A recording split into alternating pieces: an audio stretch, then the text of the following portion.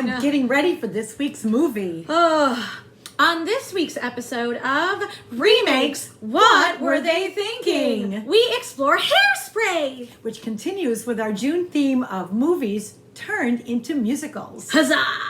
This week our pictures are the two versions of the movie Hairspray. We'll start with the 1988 version by John Waters. For those of you who don't know the genius, John Waters, he was an influential and eclectic film director and screenwriter and utilized Baltimore for all of his pictures. And then we'll follow that up with the 2007 musical remake version of Hairspray. So what's the plot for Hairspray? So it's 1962 in Baltimore, right? Mm-hmm. And we have the rebellious, young, pleasantly plumped Tracy Turnblad, who loves to dance, and all she wants to do is get on the dance council for the Corny Collins show. But, like I mentioned before, she's very straightforward thinking, rebellious, and is for the civil rights movement and integration now. Hey, since this week's film is Hairspray, which I still don't understand the title. Well, they use the hairspray to get their hair up and make sure it looked perfect in that style they did. Okay. How about, for props, we use Hairspray to represent the different films? All right. So for the original 1988, we will be using a can of aerosol hairspray. And for the 2007 feature musical remake, we'll use the pump. Let's begin with the characters, and then we can talk about the plot and what was different, what we liked, what we didn't like. Sounds good. So let's start with our main character, Tracy, in the 1988 film. Played by Ricki Lake. Which, incidentally, was one of her first film roles. Interesting. Mm-hmm. I found her peppy. Mm-hmm. Loved her smile. She was always smiling. That's not easy to do. A lot of energy I felt, and she brought across the character very sincerely. I really appreciated Ricki Lake in this movie. Mm-hmm. I only thought of her from a talk show, but I forgot she was actually a John Waters baby. She was adorable. Mm-hmm. So I appreciate the fact that she was very outspoken and mm-hmm. independent, a great ingenue, and had a lot of confidence. Like, nothing kept her down, and I appreciate that. Good job on the character. Absolutely. What about 2007? So 2007, what do you think? She was an undiscovered. Mm-hmm. She did an okay job. She had a great voice. Wasn't a good dancer. No. And I also felt that her energy kind of would fade away. I didn't feel that she kept her energy. And I found her whiny at times. I personally thought she was a spoiled brat. She always got her way. She was always arguing with people. So not so sincere. Dismissive. Bad direction. Yeah. Let's talk about Tracy's parents first. Absolutely. Okay. So starting with the 1988 film, we have Edna and Wilbur. Edna is played by Baltimore legend, drag queen, Divine. And she was. She is and always will be. Fun fact, Divine influenced Ursula in The Little Mermaid. Huh, I didn't know that. If you look at the way Divine does her makeup in any other movie except for Hairspray, and then look at features. The features and everything, and the movement. Neat. It's all Divine. Even the voice. Yeah. Even the voice. I found her character portrayal to be very genuine and very warm. I believed her as a mother. I loved her. I loved her character. She's fantastic. Oh, and she was legend. Sincerely acted concerned for her daughter's well-being. She really did. And as a mother, she was firm as she needed to be. Yes. But it wasn't over the top. No. It was just right. It was very organic. I like that. Indeed. Whereas, okay. Why did he want to play it? I don't know. Okay, so first off, in the 2007 musical remake, we have John Travolta playing Edna. Mm-hmm. Take it away. Okay, so the fat suit, I know it's a must. They have to wear it. It shows the character. I didn't like the face.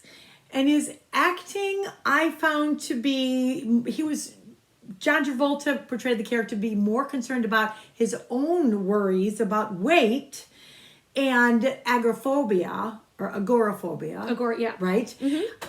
I didn't feel the interest towards his daughter in the story to be as genuine. I felt like John Travolta was more concerned about nailing the Baltimore accent, which, by the way, you still didn't get right.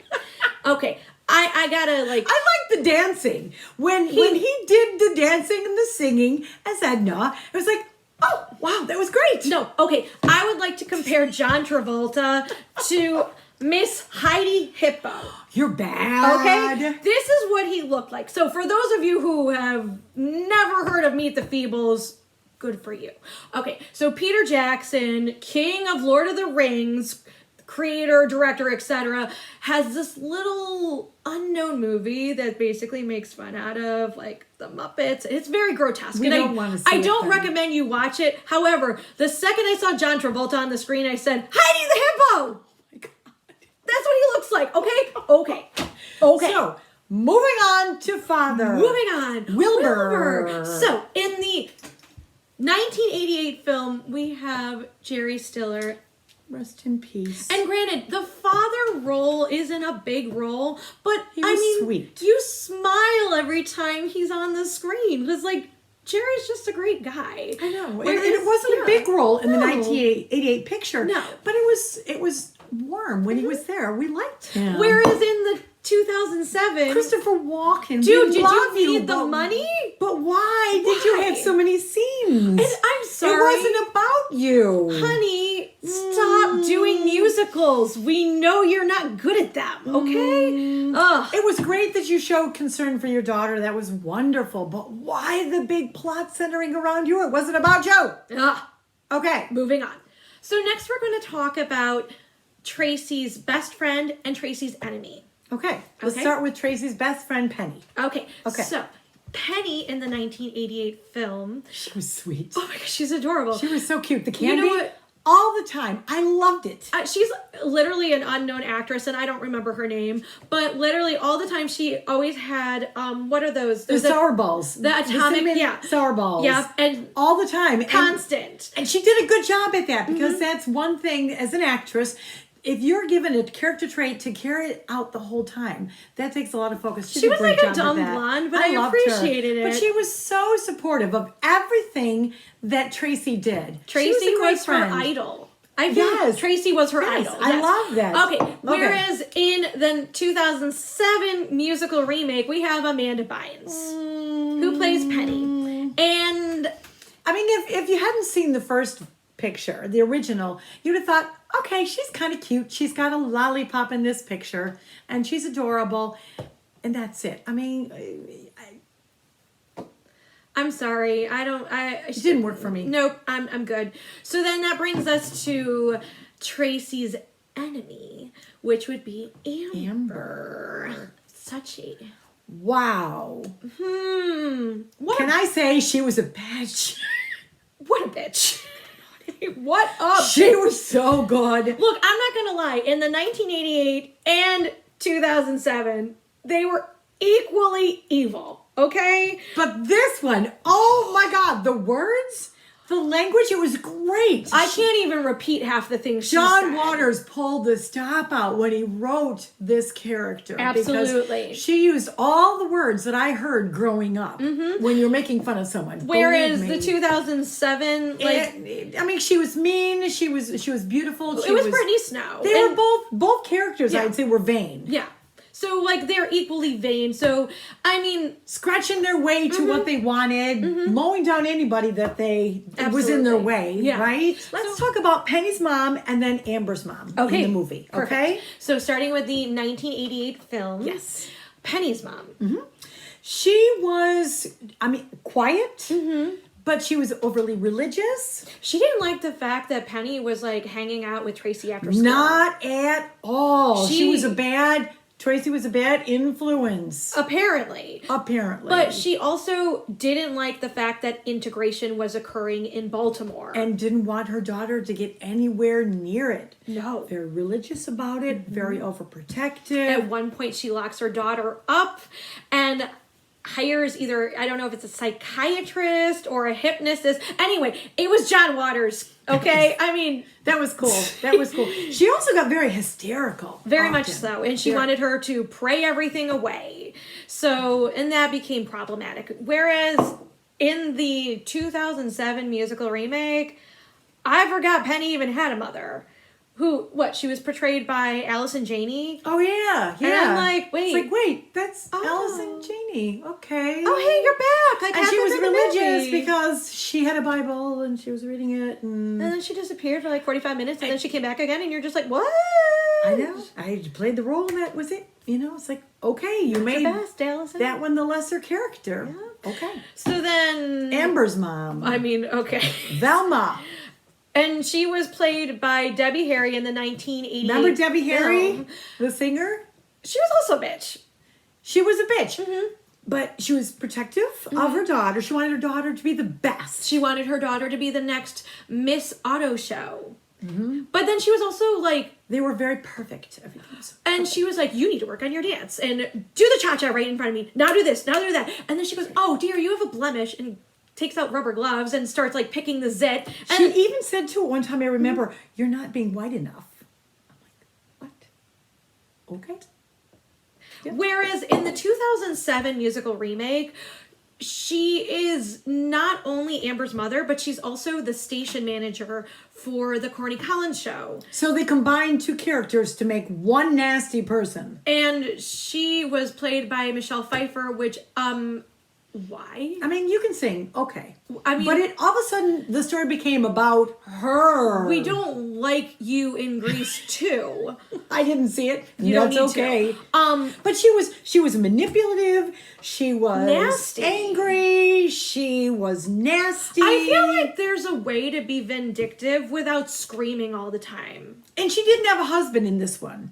No, she didn't. Or if she not did, have I a don't husband. remember. There was never one singer. She was very aggressive. Very aggressive. Very aggressive. Very against integration on the Corny Collins show.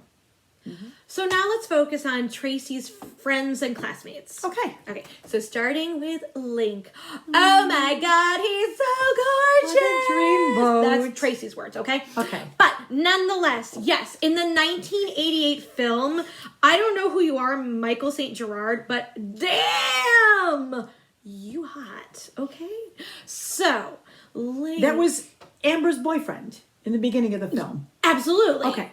Okay, and he is one of the dancers for the dance council. Oh, yeah. But then he doesn't like how Amber is treating Tracy. And basically is like, bitch. And he likes the way Tracy dances. And her he's like personality. It's enamored with Tracy, and it's so very adorable. sweet. It's so sweet, and they make the cutest couple ever. Okay. I wanted to say too that I felt that he was very sincere and very sweet and very loyal. Absolutely. Very loyal. Whereas, okay, I got a bone to pick with you, Zac Efron. Look, baby, okay? We know you can sing and dance. I love you, okay? Like, I love you shirtless, man. Okay? Like, ugh, dude, like, where's your chemistry? Like, Yeah. Come on. I prefer seeing you play Ted Bundy again over this. And from a director's standpoint, you started out having him be a loyal, faithful follower of Tracy. Then all of a sudden, where did you go? And then why didn't you stand behind her? And- what? Or next to her? Dude, there was this, like, one point where you're like, all I want to do is dance. Like, really? That's just bad writing. Like, I'm sorry. Ugh. Yeah. All right. Sorry, Zach, not your best. Seaweed. Let's talk about Seaweed. I love Seaweed. I loved him in both films. In both films. So, Seaweed, Wow. Tracy meets Seaweed in either a special ed classroom and or detention. Right. Because the school is segregating. And we're going to talk about that later. We will talk about that later. But he was a very sweet boy that loved to dance. Absolutely. So- And I personally loved him in the 2007 Oh version. my God, could he sing? Dance, oh, what sing. a wonderful singer. And he... I think that was his first film, too. And in both versions, he is Motorbell Maybell's son. And we'll talk more about her soon.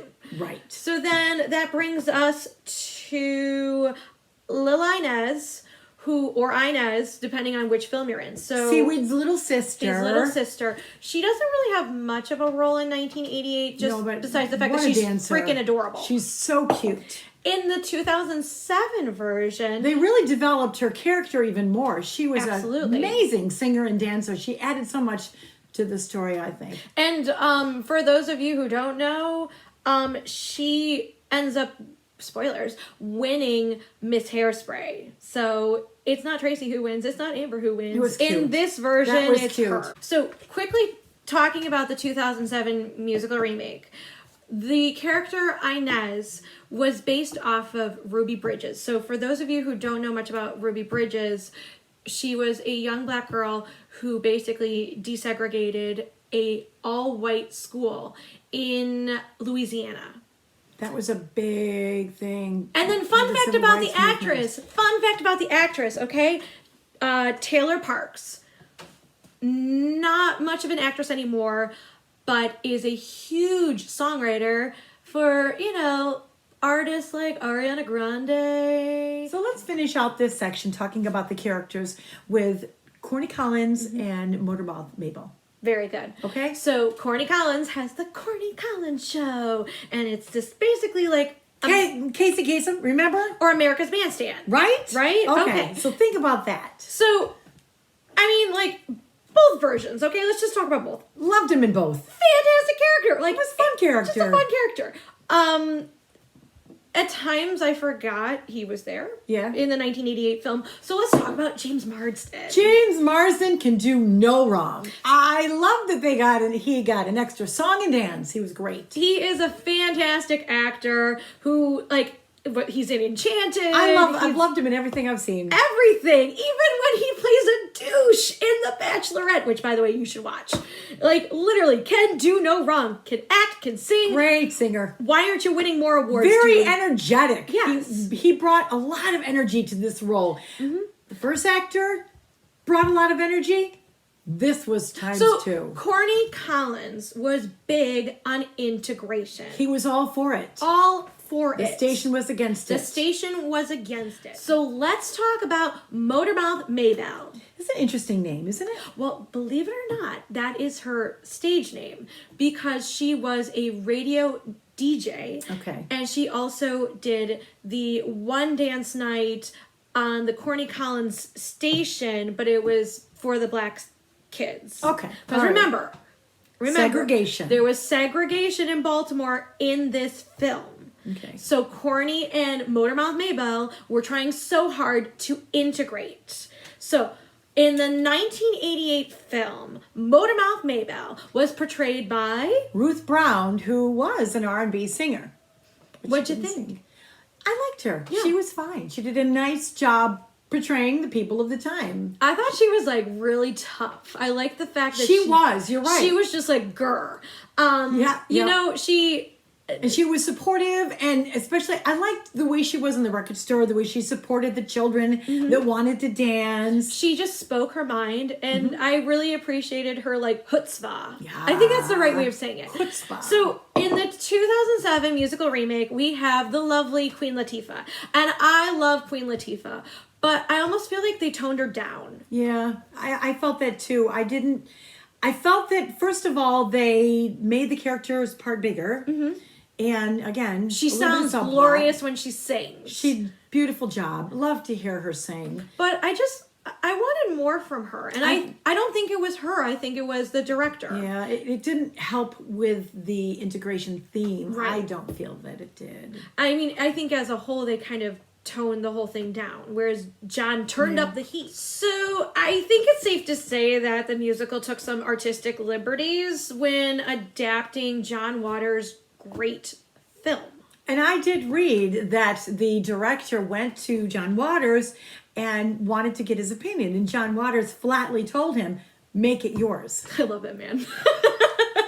So, in doing so, Let's talk about the plot differences. Okay. Okay? So, biggest thing, how about the hair and the hairspray? okay, so in the 1988 film, there is so much aerosol hairspray. It is so cool. The whole introductory number shows the kids getting ready for the show, and they're all hair. spraying and teasing, and they've got these big dudes. Whereas, like, in 2007, it's, like, not even there. I know. I mean, there's a little bit, but Not really. Yeah. It's just pointless. yeah, it's supposed to be campy, you Yeah. know, but it wasn't. It wasn't campy. It was more stylized. No, granted, 1988 John Waters film, it was all about the music and it was all about the dancing, despite the fact that it wasn't a musical. I like that. And they're always learning new dances, and they were always dancing. That was exciting. They were learning new dances. I did not see that in the remake. So 2007, like literally, with the exception of Zac Efron, these and what's his name who played Seaweed, whose name escapes me right now, Elijah. they danced. Whereas the rest of the actors could not dance. Yes. Oh, that's right. When they had featured dances in the 2007 version, it was the council that were on the show. And those other four, the main characters, they stayed back. They were like weird. In the they pulled a they did a nay-nay as But they you know like to what? call it. I didn't notice it until halfway through the film because I was so busy watching the dances. No, I was like, and I was watching the costumes. Yeah.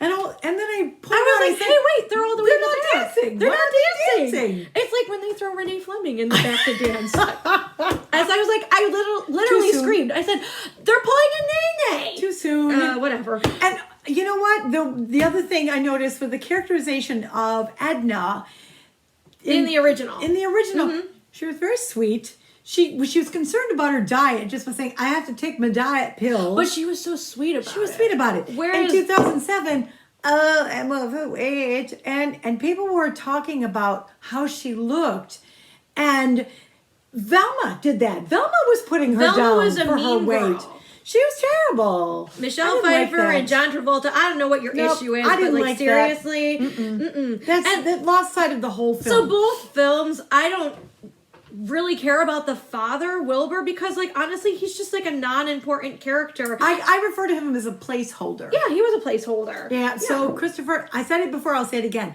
Your part was too long in that film. Okay. So I want to talk about the fact that in the 1988 film, there was a race riot that took place at the amusement park where there was a Corny Collins dance day. And they used the term police brutality. Now, if you need a film to talk about what is going on in the world right now and you want to sit down with your family, I highly recommend you use this John Waters It's film perfect. to open the dialogue because Absolutely. it really touched my soul to see what we're seeing in the news and then seeing it in a film and realizing that this has been going on since the 60s. And before.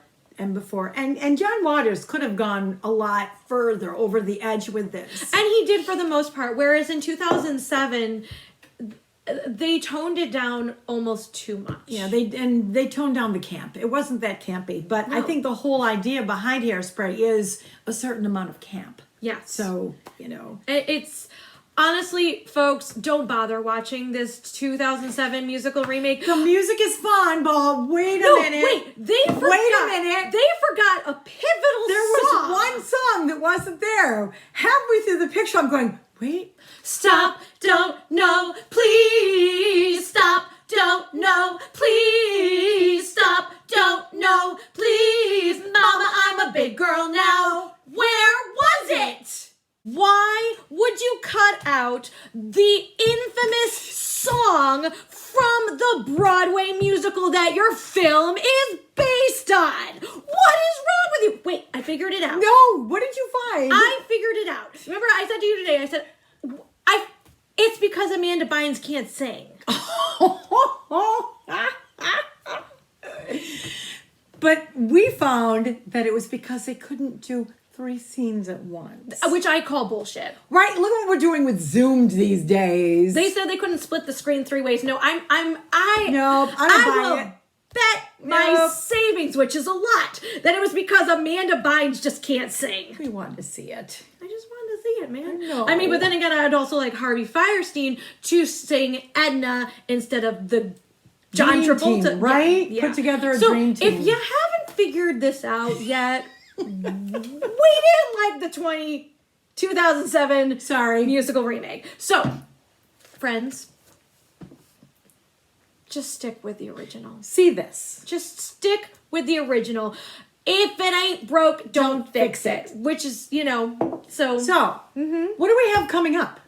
So in keeping with our June theme, movies turned into musicals, it's Anne's Week. You coax the blues right out of the horn, Mame. So I guess we're going to be watching a film about Mame. We're going to watch Auntie Mame and follow up with the musical remake of Mame. So because she gets that, the week after that, we will be doing Little Shop of Horrors. I love that one. Good, because I love it more. So, until then, as always, folks, wear your mask. take care of yourself. Check in with your friends. Right? We actually had a nice lunch the other day with our friend Lee. We did. So it was good to, I forgot my sunscreen. I'm sure you all were obviously. wondering. Right? It was cool out. Yeah. So stay healthy. We love you. Thanks for watching. Bye. We'll see you next time. Bye.